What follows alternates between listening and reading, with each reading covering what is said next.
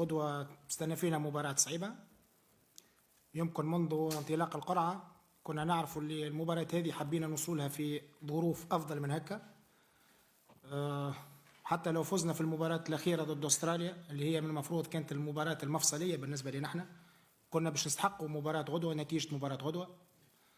اليوم باش نلعبوا ضد منتخب بطل العالم، نعرفوا صعوبة المهمة، نعرفوا الإمكانيات اللي عنده الفنية البشرية، لكن هذا ما ينقص حتى شيء من قيمة المنتخب التونسي.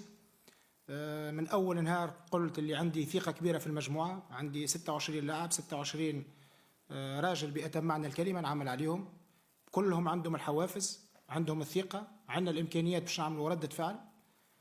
ظهرنا بزوز وجوه في الدورة هذه، عملنا مباراة ممتازة جدا ضد المنتخب الدنماركي. ما وفقناش بعض الاختيارات، بعض الظروف اللي حكمت خاصة تكتيكية في المباراة ضد أستراليا، حبينا ونوشان كنا نجم نكونوا في وضعية أخرى، حسينا روحنا قراب برشا في المباراة هذه. مالوريزمون هذه أحكام كرة القدم، نتحملوا كل مسؤولياتنا. اليوم مازال عندنا اون شانس.